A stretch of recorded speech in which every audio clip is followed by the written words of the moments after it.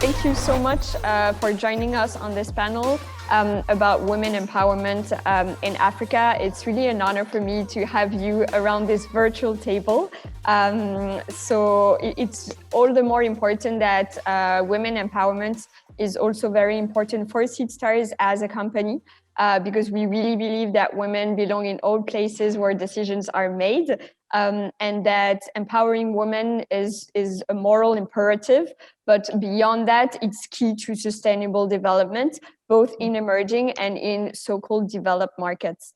So I'm really glad that we are all here to tackle this topic, to discuss this topic, and to hear from different points of views, different perspectives. So maybe we can start with a quick round of introduction. So I can quickly start and then maybe give the floor to you, Vuyo. So on my side, I'm Annalise Fieve. I'm working at Seedstars. I'm a project manager for Africa. Over to you, Vuyo. Awesome. Well, thanks so much, Annalise.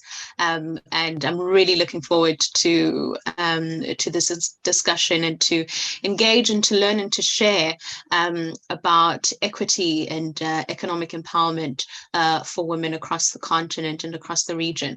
My name is Vuyolwethu Dubese. I'm currently in South Africa, and I am an innovation consultant as well as the founder of Innovtel, which is an impact design studio where we create shared value through marketing intelligence, as well as MIL, which is monitoring and evaluation and learning and development.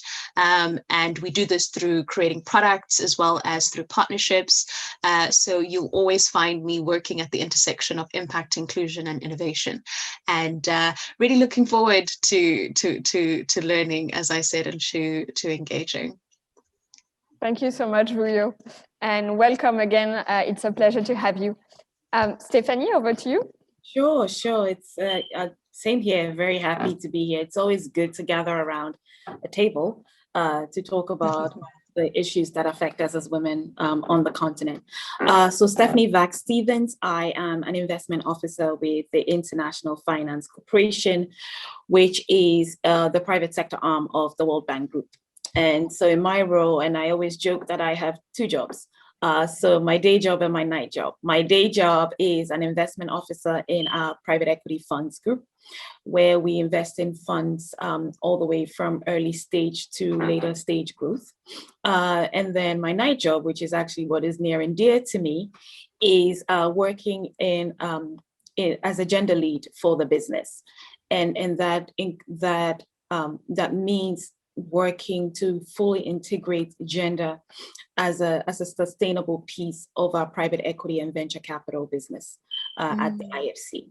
And so pleasure to be here. I'm looking forward to a discussion that is enriching. And same as Vuyo, looking to share, looking to learn, and just, have great insights come out of this. Thanks so much, Stephanie, and really happy to have you here as well. I think you will bring a lot of interesting insights.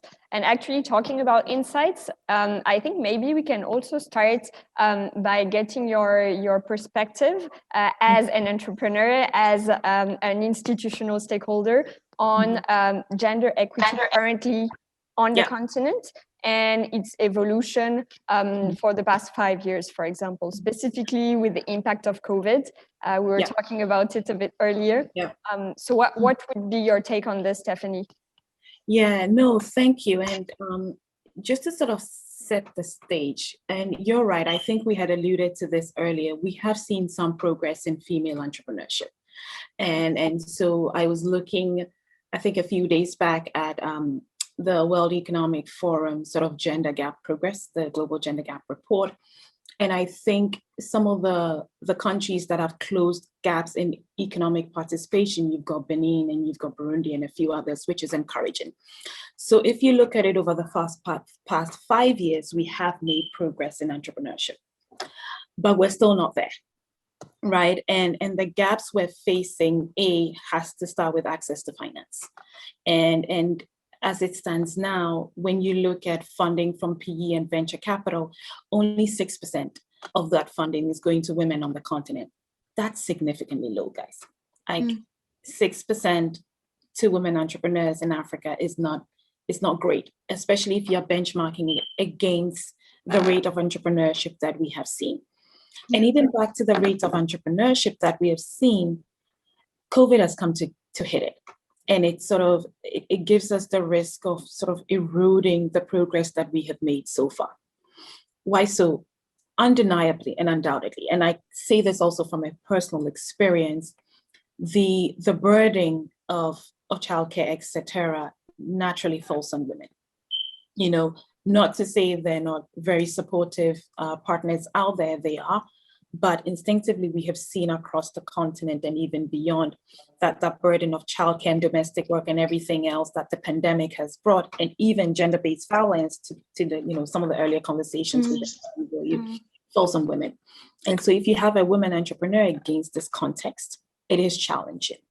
The last thing I would say before passing it over, for women who've been able to sort of hold their businesses transformed are the ones who've been able to transform into work from home models, if they're in service or something that can be done that way.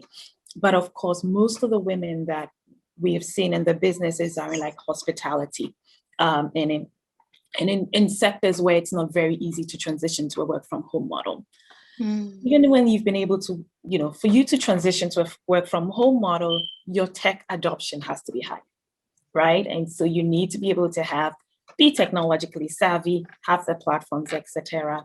Access to internet, everything. And then there is a disproportionate access as well, because I think the data shows about less than 20% of women, this is even across all markets, have access to mobile phone or internet. And so across all facets, the gaps that need to be fixed. And then I guess down the line, we can talk about some of the things that others are doing to sort of bridge these gaps in supporting women. Yes, definitely. Indeed, that's also the objective of being here and sharing, because we also want to be solutions oriented, right? Because it's important to know what we're trying to tackle, but also how do we do this?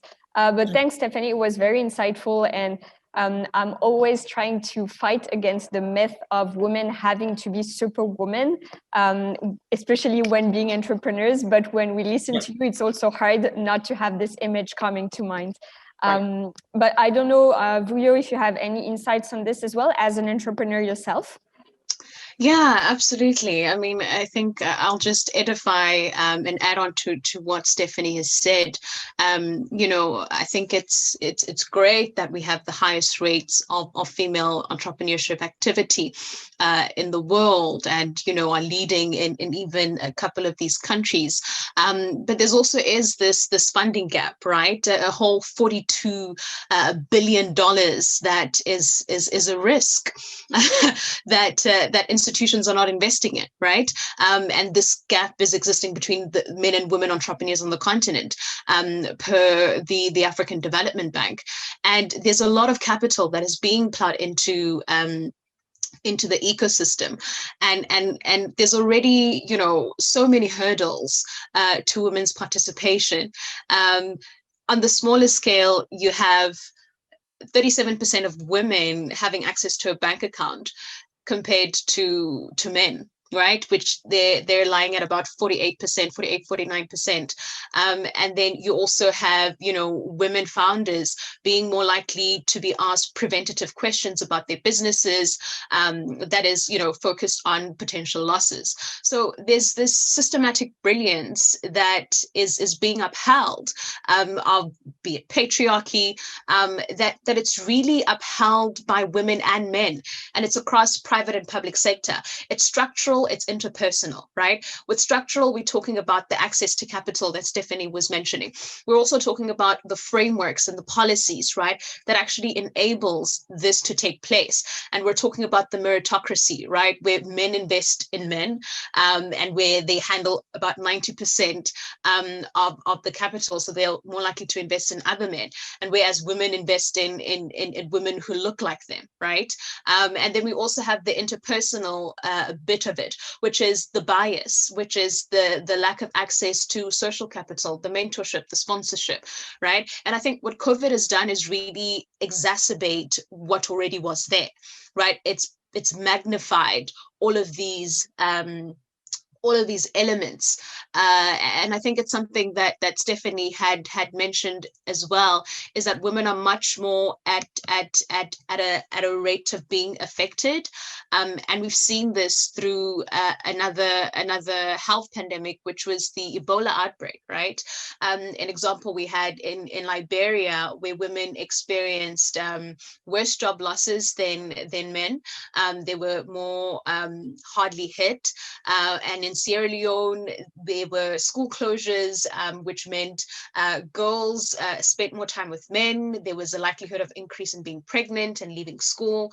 So I think that from a structural perspective, I think there's definitely a lot more work to be done around, even just from policy, which means there needs to be R&D spend and impact evaluations across the continent so that we can access all of this, right? And now, according to, I think it was a World Bank report, through the Gender Innovation Lab, that globally female-owned businesses were 5.9% points or percentage more likely to close their businesses than male-owned businesses, right? And that's because women have these, like I mentioned earlier, these consumer-facing industries, and where we saw a higher rate of closures, like hotels and cafes, education, personal grooming, sports, and all of these sort of elements. So I think there's hope, definitely, to the work that can be done. But I think as long as that structural and interpersonal bias already exists, something like a pandemic like COVID will only exacerbate what's already there and only widen that gap that's already existing. So I think if we're looking at the lens of what's happened in the past, currently, right now,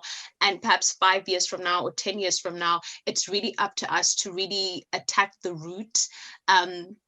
What's at the root of this risk, we're losing out on $42 billion on Africa alone. Globally, it's up to $12 trillion, right? So there's that loss that's happening. And I think it's up to not only us women who are having this discussion, but it's also the men, right? Who already are taking the strides. I'm really interested, because what we're doing right now is saying, this is the data and this is what's working, but what are you doing? Right? How are you investing? And whether, maybe men will listen to other men, and they'll hear what's actually working, and how they're taking our advice. And in those social circles and in those boys' clubs, those conversations can also be brought up. So perhaps next year we have some men, although I'm opposed to manels, but I think in hearing about concrete examples of what they're doing, so that we can highlight those and edify those points, is going to be something that's super crucial.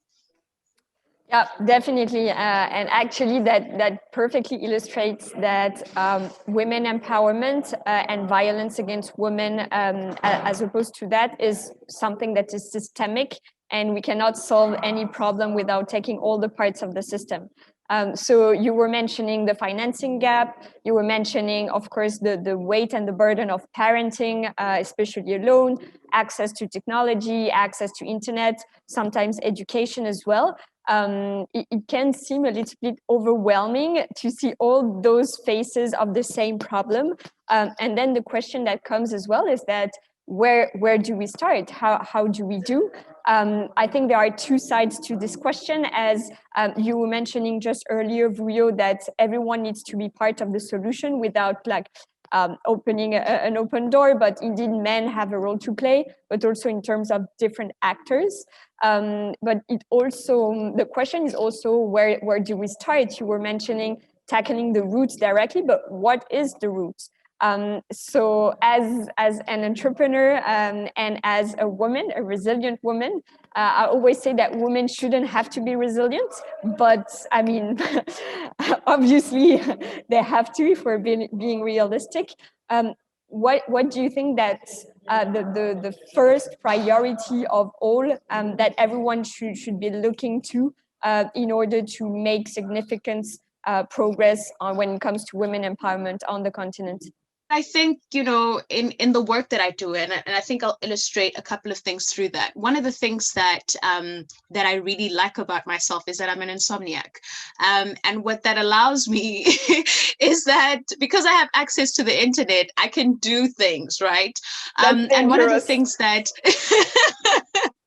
one of the things that kept me up was that exact question, and the fact that I have access to a network, I have access to resources, and I have a platform, right, where women and men reach out to me and say, hey, do you know where I can go to for a particular resource, or how can I start something? So I created a list, or I curated a list rather, of 52 institutions which support particularly African women-owned businesses, right? And these are competitions to grants, to VCs, to angel investors, which are really looking at that. So that is something that I've distributed to the entire world, and shared with my network, because I do have access to that kind of information, because sometimes that's all you need. It's really access to information.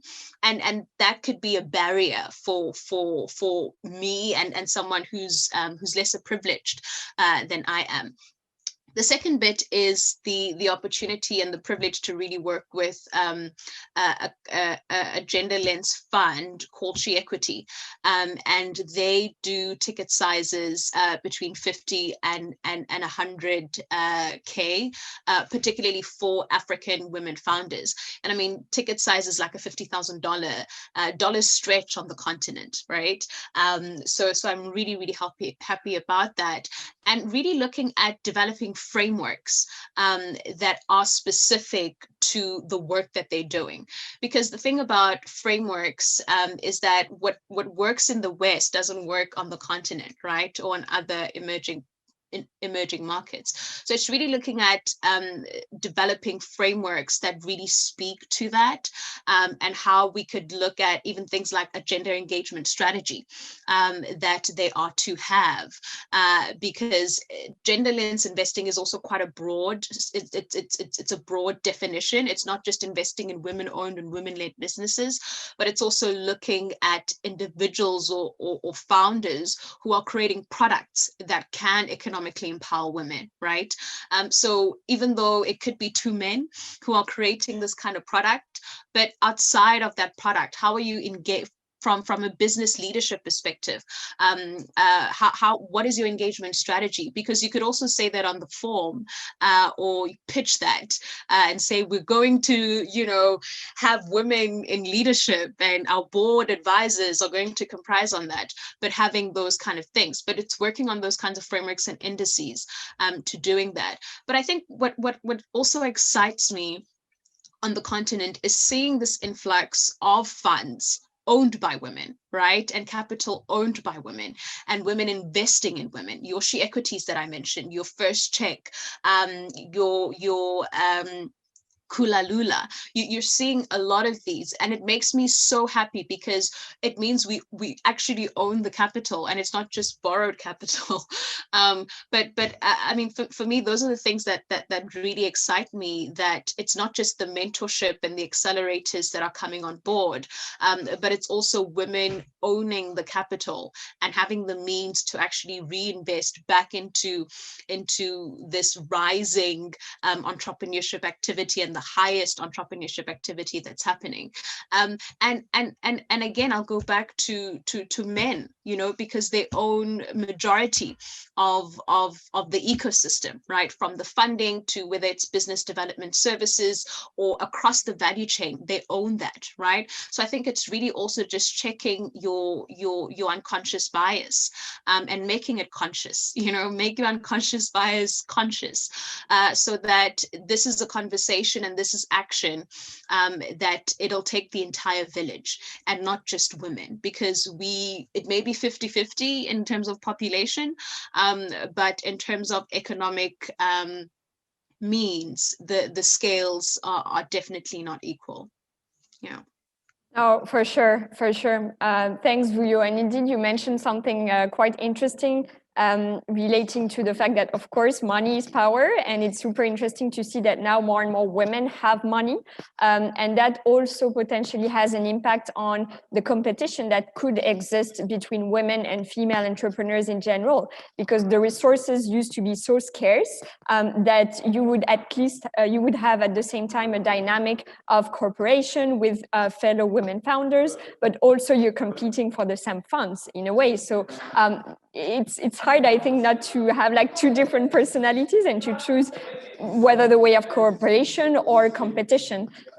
So actually, I'm going to ask this question to Bethelhem, who just joined us. Welcome, Bethelhem. I hope you're doing well. Maybe you can quickly introduce yourself, and then I would love to hear your thoughts on basically how you relate with other female entrepreneurs. Are you in a dynamic of cooperation? Do you have fellow women entrepreneurs that you talk to regularly? Or are there some times where you're in a dynamic of competition, even though that's not the objective, but that's the fact? How do you manage those kind of situations? Okay, nice to see you, AA, first of all, and also nice to see these two beautiful ladies up front. I'm very sorry for being late. I was coming from my site, and apparently the road is a bit crumbled, so... Reality of entrepreneurship, right? Yes, exactly. Exactly. Wow. And I haven't eaten all day, by the way. I might sound a bit tired, but yeah, thanks for joining anyway. That's super precious for us. You're welcome. And anytime. Yeah, my name is Bethelhem, as AA mentioned, and I am the founder and CEO of Zafree Papers. It's a 100% tree-free paper making company from Agriculture West. It's based in Ethiopia and soon planning to go Pan-African. We're currently in the process of, we used to do handmade, those different types of notebook and different postcards for niche market. But now we're very happy that we've shifted to a medium scale factory, and we're currently not manufacturing, but we are in the process of setting up our factory in Ethiopia. So yeah, I am back and forth doing the construction and then at the office and then meetings like this. So yeah, basically that's where we are right now. So I have to say my mom is an entrepreneur. So I start from there. So she is the first role model for me. So, like I've seen my mom, ever since I was born, I can say, in business. She's still in business and was in business ever since, I was born. So my mom is the first role model, and she's my first mentor advisor regarding business. And then I also ended up, I've told this story before as well on, I think, a Seedstar podcast. So my current partner was my role model. So I used to learn about her in school. She's an economist. Her name is Dr. Leni. So I always dreamed of working with her, and we used to learn about her actually. So, finally she's my partner. She's also my second role model. And now, plus she's my partner, mentor, / I can say, a mom, a second mom. So yeah, and so when we started the business, so how I met Dr. Leni, or my role model, is that she owns an incubation center in Ethiopia.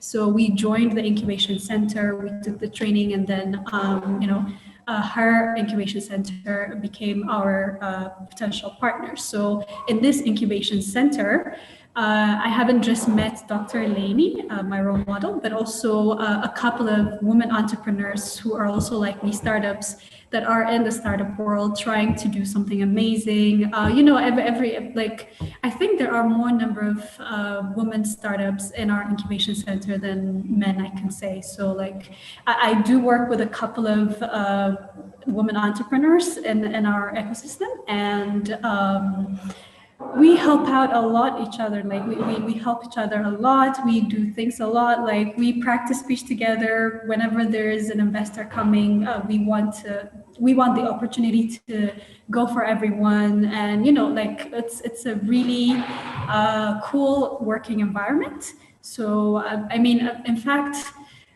honestly speaking, I don't usually take this kind of invitations. Like whenever I'm asked to talk about women empowerment and blah blah. For me, growing up, I've never really seen this as a challenge because it was never a challenge for me. In fact, I've never been told that, hey, because you're a woman, you have to do this and you have to do that. And hey, my brother was never told to do something else because he was a man. Like we were treated equally. So even to understand the actual problem of gender issue, I think I started understanding it when I joined the university. So even then, for me, it was a bit strange because even in my high school, I've never really, maybe it's the way I've grown up, but I've never really sensed it for me because I never, in the first place, I have never put myself in that position in the first place. So that's the thing. So like right now it's, once I start noticing and listening to different kinds of, feminism stories, gender inequality stories and all. And then whenever I try to notice, now I am being more aware of some of the problems, but the way I see it, I don't know if I'm taking too much time, but the way I see it, everything is a mindset, I guess. This would have gathered is that everything is a mindset. The way you grow up, what you've been told, your society, everything shapes you. So it's a mindset. So and a mindset can be changed. So the biggest solution for whatever gender inequality issue we have is, I think it starts from the mindset. Especially, it's not just the men or anybody's mindset, but from us. It starts from us. So whenever I stop putting myself in that position in the first place, I think the solution will start coming. So I think we should also start communicating the gender issue in a different way. So yeah, basically this is what I have.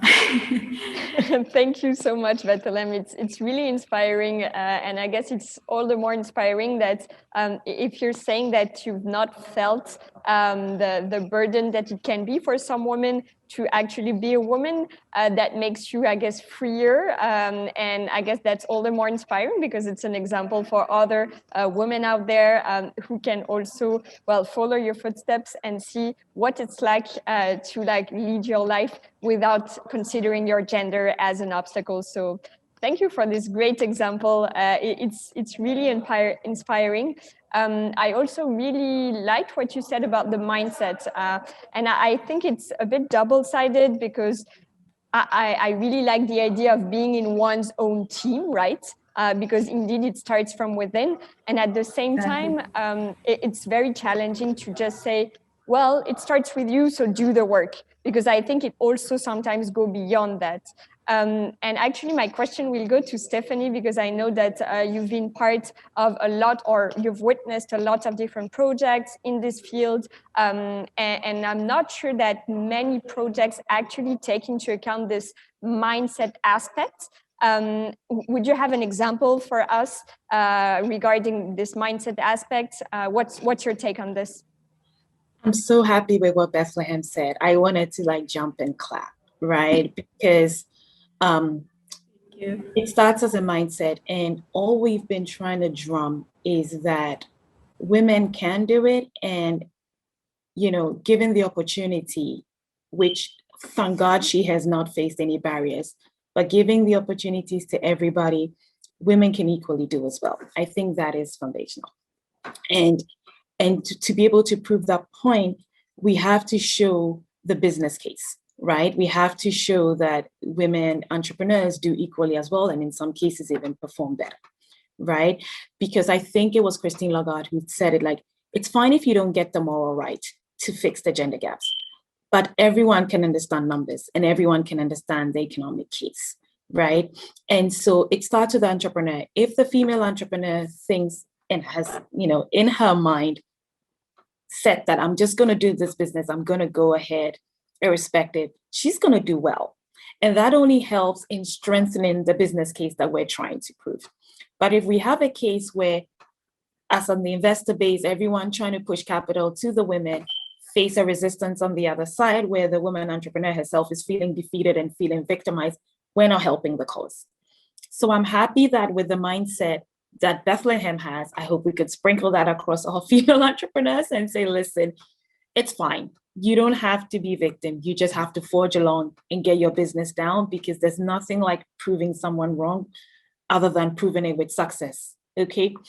What we've done, and talking about mindset, and I think Vuyo also alluded to it earlier on, it's the bias, it's the unconscious bias that sometimes we, some investors come with. And that, in all honesty, does affect the allocation of capital that goes in some cases.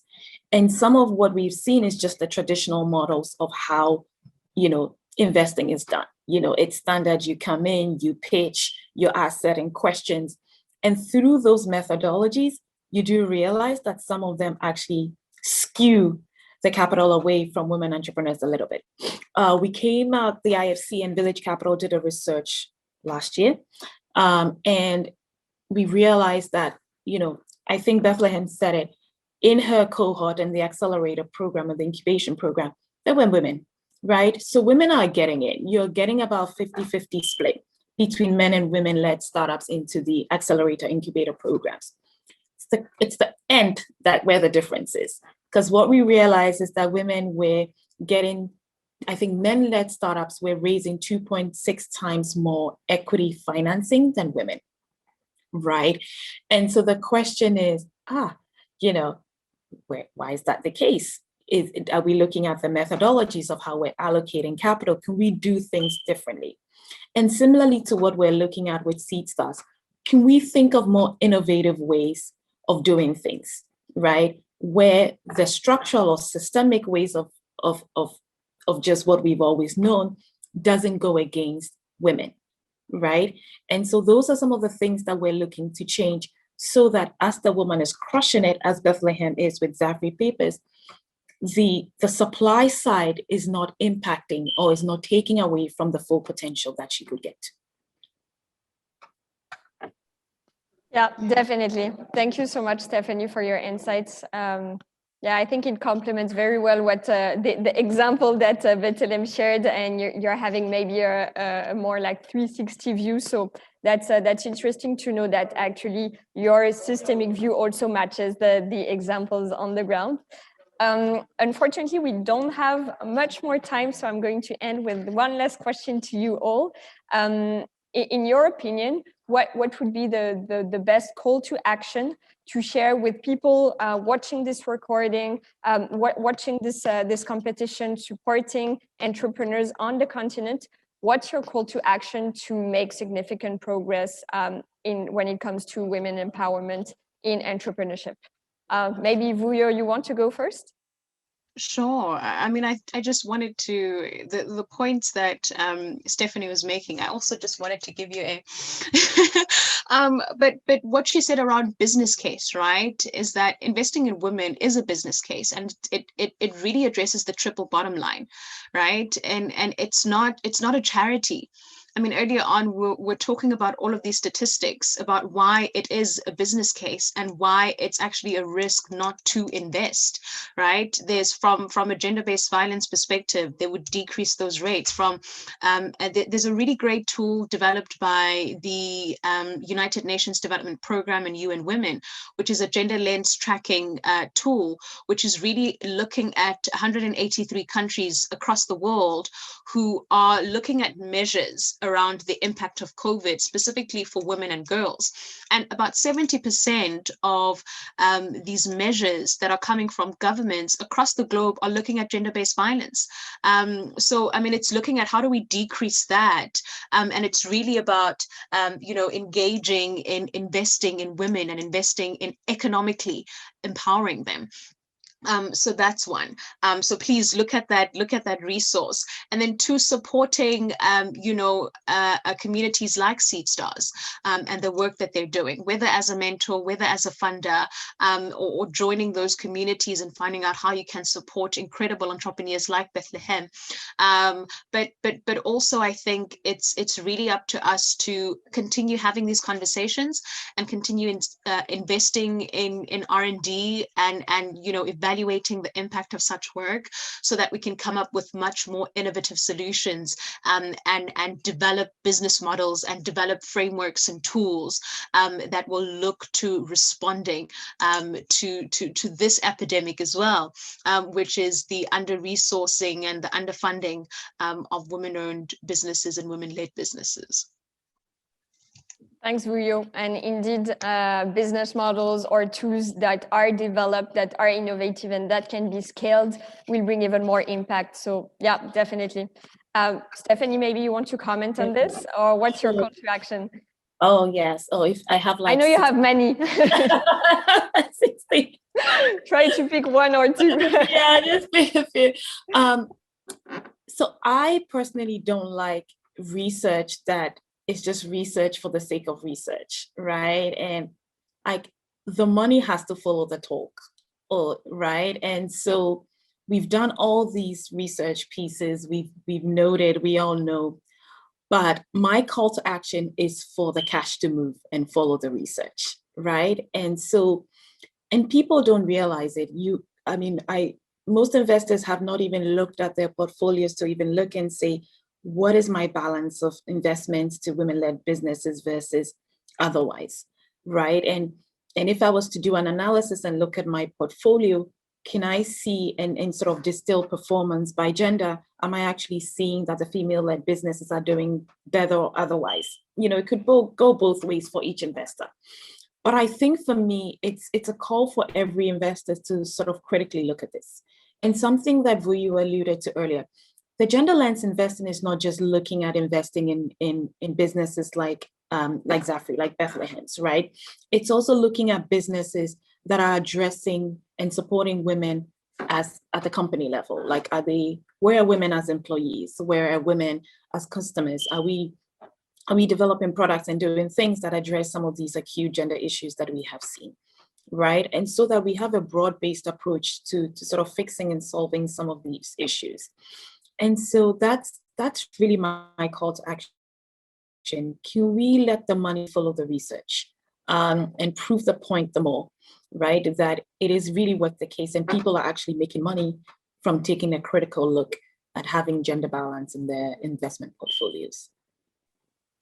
So data is useful. We need to base our actions out of data, but money is even better when it follows the data. Otherwise, data itself, we won't go really far with this. Thanks, Stephanie, super inspiring. And maybe the end word for you, Bethelhem. Do you have any call to action, any recommendations for people watching us today from the African entrepreneurial ecosystem? Well, again, I'm going to keep it very, very simple.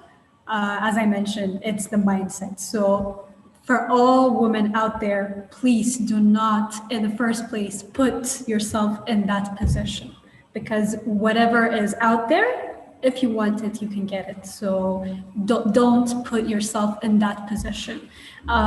Just one more point to add. So when I say it's a mindset, for example, ladies are automatically expected to cook, especially in the African ecosystem, I can say. So it's okay to cook, but you see, like there are two extreme things, like being a feminist. So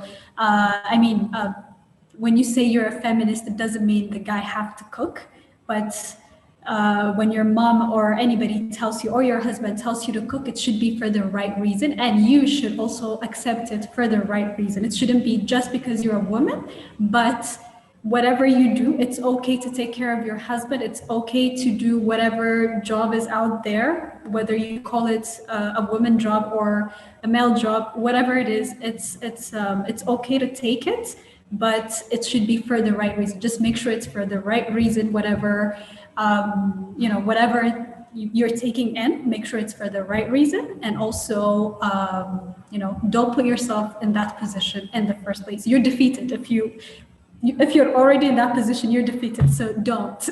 So that's my simple message for every beautiful African woman out there, and for every woman in the world, actually.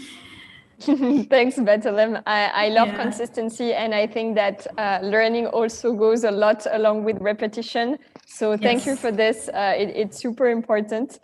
Thank you for this simple but powerful message. I guess indeed feminism is a lot about choice, but not having to do something or not having to do something.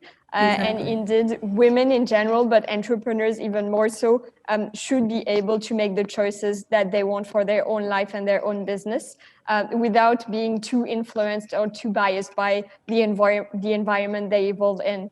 So thank you so much, all of you. It was really, truly super inspiring. I'm actually super honored to have had this talk with you. I know I've said it before, but I wanted to repeat it because it's actually true. Thank you so much for your time. And let's actually keep this conversation going, because women empowerment is not just a panel in a competition. It actually happens every day, and I think we all have a role to play.